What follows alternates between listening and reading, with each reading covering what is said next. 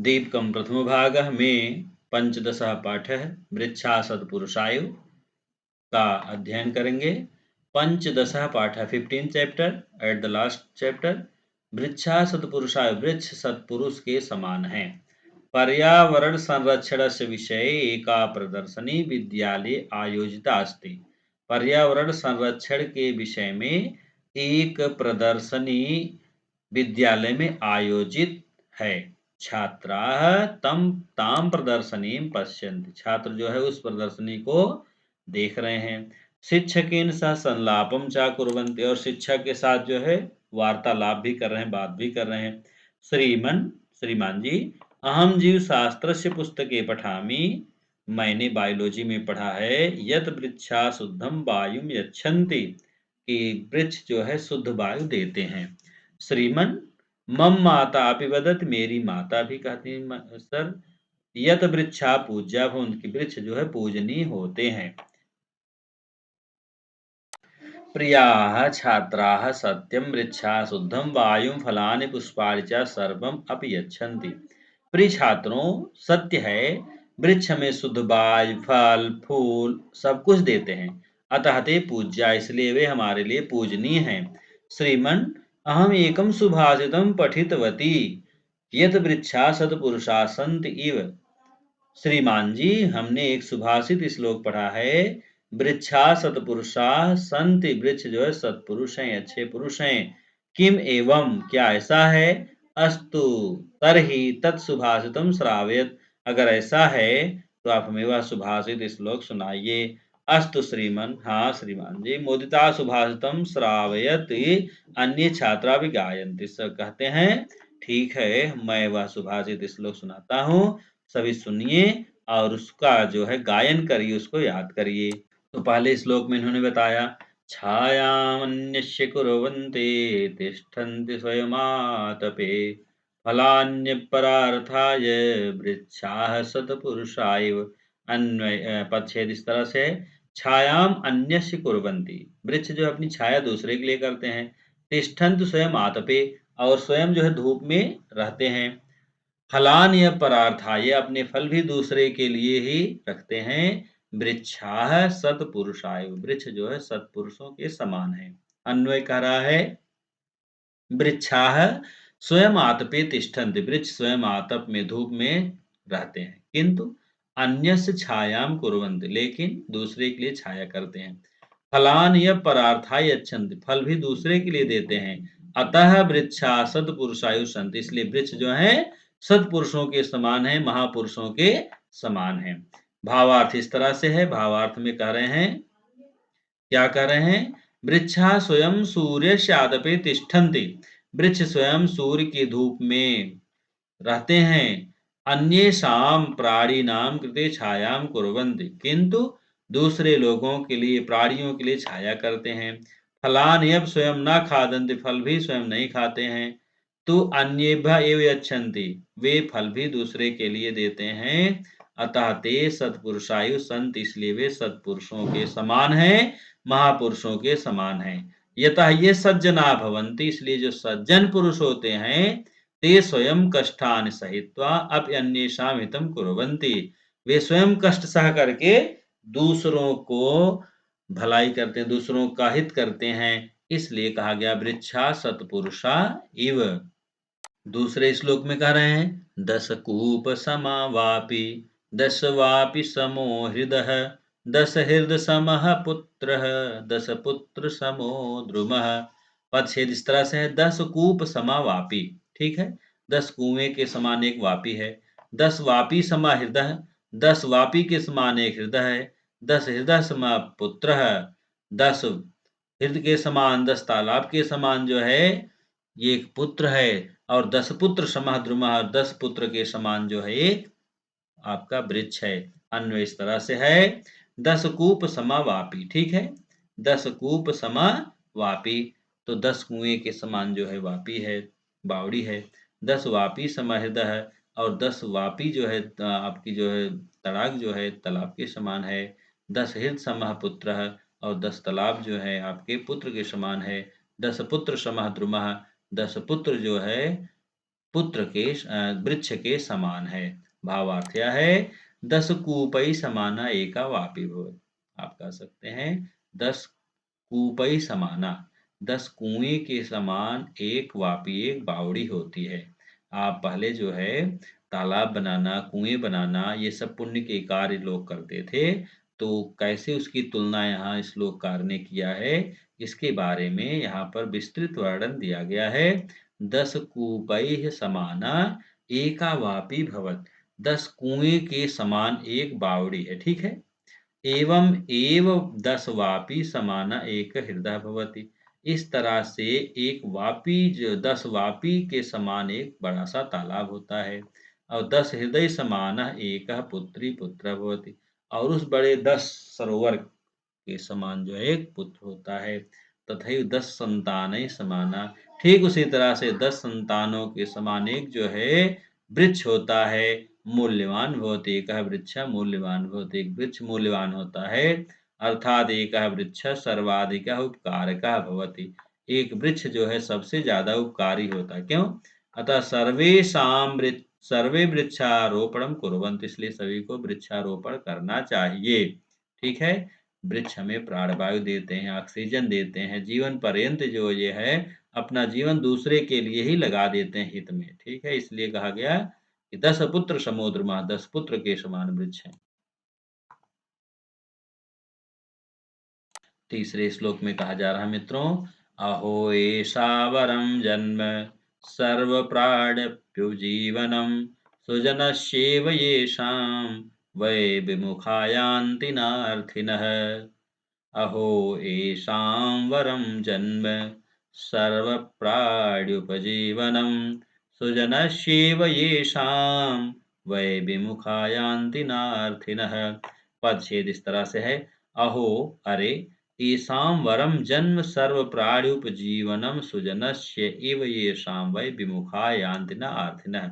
येषां वरम जन्म सर्व प्राणी, इनका जो जन्म है, वृक्षों का जो जन्म है सभी प्राणियों के लिए क्या है? लाभकारी है। तो जो अर्थिनः हैं, जो लोग हैं, इसके विमुख नहीं जाते हैं। अन्वय कर रहा है, अहो अरे, ईसाम सर्व प्राणुपजीवनम जन्म वरम अस्ति। यह जो है वृक्ष जो है सभी प्राणियों के लिए लाभकारी हैं। सुजनश इव येषाम, जैसे सज्जन पुरुष हैं वैसे ही ये जो है वृक्ष भी हैं।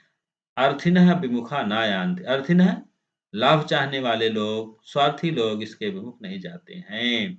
भावार्थ यह है, श्री कृष्ण युधिष्ठिरम वदति, श्री कृष्ण भगवान युधिष्ठिर से कहते हैं, हे युधिष्ठिर, अहो एतेषां वृक्षाणां जन्म श्रेष्ठम अस्ति।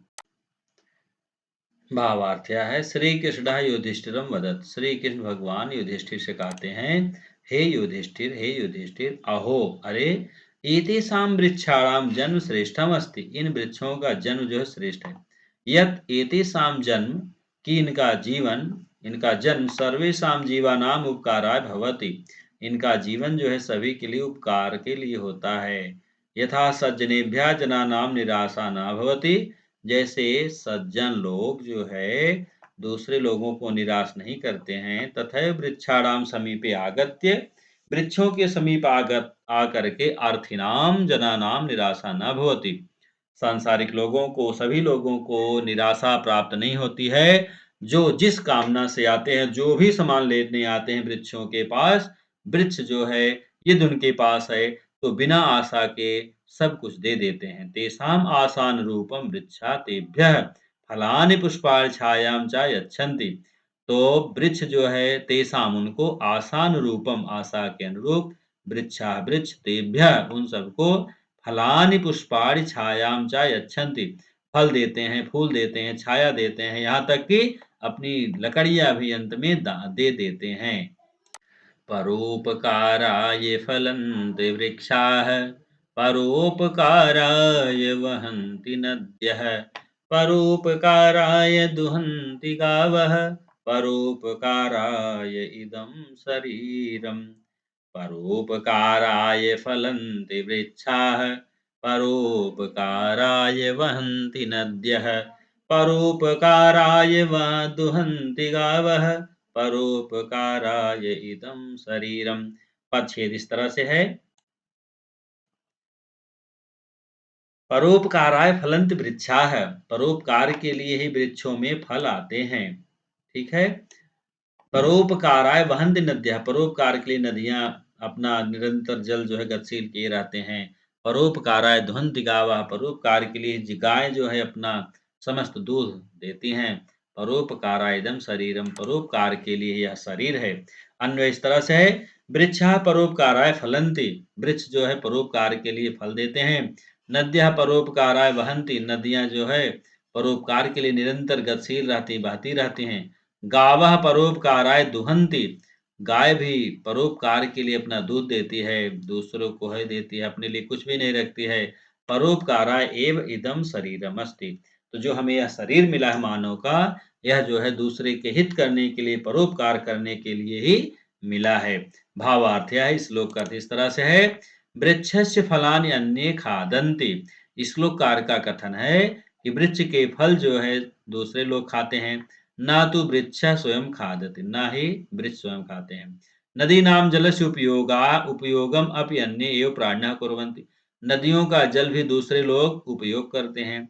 गावः अपि अन्येषां कृते एव दुग्धम यच्छन्ति, गाय भी अपना समस्त दूध जो है दूसरों के लिए ही देती हैं।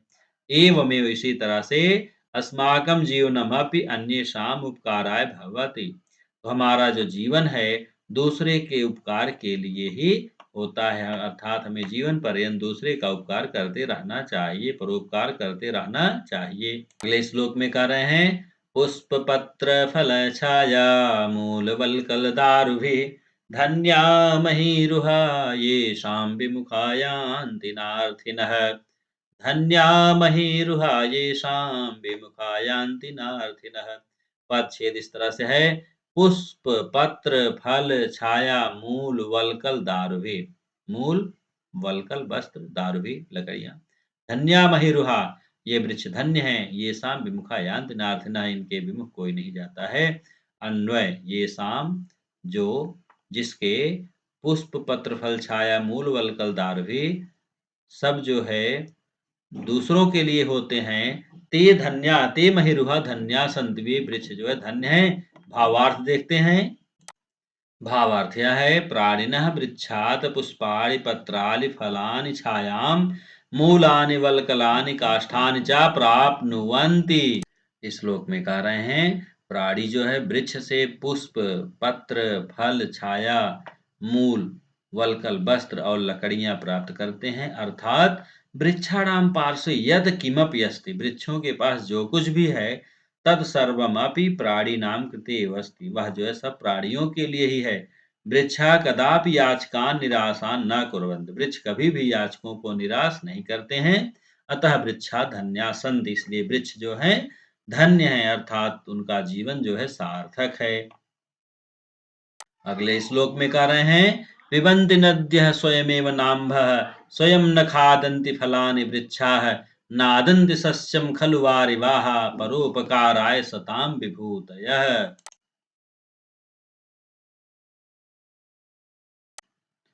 पिबन्ति नद्यः स्वयमेव नाम्भः स्वयं न खादन्ति फलानि वृक्षाः नादन्ति सस्यं खलु वारिवाः परोपकाराय सतां विभूतयः।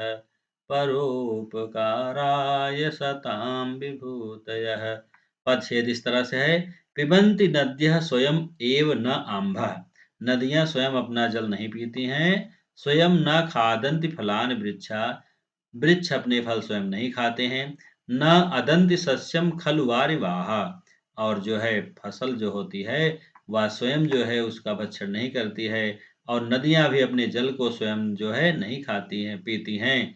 परोपकाराय सताम विभूतयः, और वे सबको जो है दूसरों के परोपकार के लिए, दूसरों के भलाई के लिए, जैसे एक साधु पुरुष सज्जन पुरुष जो है अपना सब कुछ न्यौछावर कर देते हैं, अपना पूरा जीवन दूसरे की भलाई में लगा देते हैं, ठीक उसी तरह से ये जो नदियां हैं, जो वृक्ष हैं, ये सभी जो है अपना पूरा जीवन जो है लगा देते हैं। अन्वय इस तरह से, नद्यः अम्भा स्वयमेव न पिबन्ति, नद्यः नदियां अम्भा जल स्वयं एव न पिबन्ति, स्वयं नहीं पीती हैं। वृक्षः फलानि स्वयं न खादन्ति, और वृक्ष भी स्वयं जो है अपने फल नहीं खाते हैं। वारिवाह नदियाँ अपि सस्यं न अदन्ति खलु, वे जो है अपने जल को नहीं पीती हैं। यतः सताम विभूतिः परोपकाराय भवन्ति, जैसे सज्जनों का जीवन जो है दूसरों के लिए होता है, ठीक उसी तरह से इनका सर्वस्व जीवन दूसरों के लिए ही होता है। भावार्थ यह है, नद्यः स्वीयं जलं स्वयं न पिबन्ति, नदियाँ स्वयं अपना जल नहीं पीती हैं। अपितु अन्येषाम् उपयोगाय यच्छन्ति, अपितु दूसरे के उपयोग के लिए देती हैं। एवमेव वृक्षा, ठीक इसी तरह से वृक्ष जो है अपने फल स्वयं नहीं खाते हैं। मेघा अब जलम वर्षन्ति, बादल भी जो है स्वयं जल बरसाते हैं, अपना उपयोग जो है वे नहीं करते। किंतु वृष्टिया उत्पन्नं सस्यं स्वयं न खादन्ति, उस बारिश के जल से उत्पन्न जो फसल होती है, वे मेघ बादल अर्थात स्वयं नहीं खाते हैं। अनेन प्रकारेण, इस तरह अनेक प्रकार से, सज्जनानां संपदः, सज्जनों की जो संपत्ति है, संपदा है, अपि परोपकाराय भवन्ति, वह जो है परोपकार के लिए होता है मित्रों। तो इस श्लोक में आपने समझा कि नदियां स्वयं अपना जल नहीं पीती हैं, बल्कि दूसरे के उपयोग उपयोग के लिए देती हैं। ठीक इसी तरह से वृक्ष जो है स्वयं अपना फल नहीं खाते हैं, वे अपना जल दूसरों के लिए देते हैं। बादल जो बारिश करते हैं, उस बारिश से उत्पन्न जो अन्न है, वे स्वयं नहीं खाते हैं, बल्कि दूसरे के लिए देते हैं। अनेन प्रकारेण, इसी तरह से, सज्जनानां संपदा, सज्जनों की जो संपत्ति है वह परोपकार के लिए है, दूसरे के लिए ही होती है। आगे मित्रों शब्दार्थ है, वयम शब्दार्थाम जानीमः, हम शब्दार्थों को जानते हैं। आतपे सूर्य तापे धूप में, परार्थाय अन्येषाम् उपकाराय, दूसरों के उपकार के लिए। सत्पुरुषा सज्जन, सज्जन लोग। वापी दीर्घ वावड़ी, हृदय सरोवर तालाब, द्रुमः वृक्ष पेड़, वरम श्रेष्ठ, अर्थिना प्राप्त करने की इच्छा से, वहंती बहती हैं, वलकल वृक्ष पेड़ की छाल, वहंती बहती हैं, वलकलम वृक्ष पेड़ की छाल, दारुही काष्ठ लकड़ियों से, महीरुहा वृक्ष पेड़, अंभ जलम पानी, वारिवाहा मेघ बादल, विभूतिया समृद्धिया समृद्धियां। मित्रों आपने इस पाठ का अर्थ देख लिया, समझ लिया, शब्दार्थ देख लिया। आशा है इस वीडियो के माध्यम से आपको जो है इस पाठ का समझ में आ गया होगा मित्रों। यदि आप वीडियो को स्किप नहीं करते हैं तो आपको यह पाठ अच्छे से समझ में आ गया होगा। फिर भी कोई डाउट हो तो आप हमारे कमेंट बॉक्स में दे सकते हैं, जिससे हम आने वाले आगे वीडियो में उसका सलूशन कर सके मित्रों। प्रश्न उत्तर के लिए हम अगले वीडियो में मिलते हैं मित्रों। तब तक के लिए नमः संस्कृताय मित्रों।